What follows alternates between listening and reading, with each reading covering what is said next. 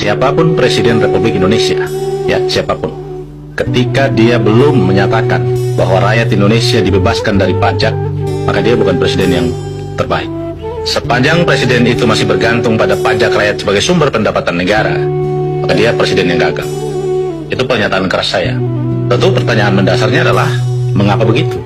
Ya, karena negara hidup dari pajak rakyat. 80% sampai 82% negara pendapatannya itu dari pajak. Sisanya itu PNBP, pendapatan negara bukan pajak.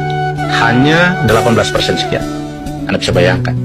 Dari gaji TNI, Polri, gaji aparatur sipil negara sampai semuanya, termasuk gaji presiden, menteri, dan tunjangan segala macam itu, semua hidup dari pajak rakyat. Dan pajak itu adalah pajak penghasilan. Anda bisa bayangkan.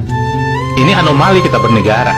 Secara objektif saya harus mengatakan bahwa negara ini semula tujuannya dibentuk adalah untuk kesejahteraan, kemakmuran, dan keadilan sosial. Itu prinsip utama negara ini dibentuk.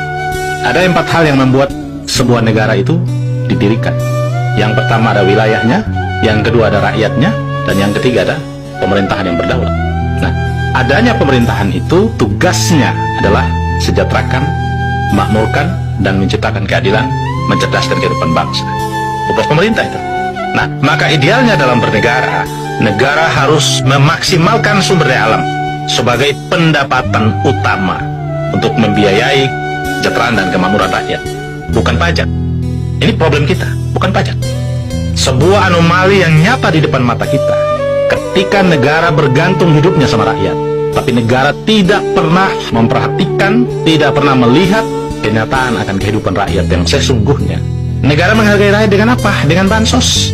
Anda bisa bayangkan, kemiskinan dipelihara dengan bansos. Ini realitas kita bernegara. Ini kenyataan kita bernegara, kemiskinan dipelihara. Kemiskinan dijadikan sebuah kebijakan yang kemudian dikelola dengan menggelontorkan bantuan sosial. Bukan dihapuskan, tetapi dipelihara. Dimiskinkan dan kemudian dipelihara. Dan ini menjadi objek politik setiap kekuasaan berganti. Setiap yang berkuasa selalu menjadikan kemiskinan sebagai objek yang dipolitisasi oleh kekuasaan untuk mendapatkan nama, pengakuan, dan popularitas sebagai penguasa. Maka realitas ini harus kita renungkan, harus kita pikirkan. Pertanyaan mendasarnya, kemanakah sumber daya alam kita? Apa yang menjadi makna yang paling hakikat di dalam pasal 33 Undang-Undang Dasar itu diterapkan atau tidak? Jawabannya tidak. Lalu sumber daya alam kita kemana? Sumber daya alam kita dikuasai oleh asing dan asing. Di luar negeri asing, di dalam negeri asing. Sebuah realitas yang tidak bisa terbantahkan. Pertanyaannya adalah, kenapa sumber daya alam kita yang melimpah, kok negara hidup dari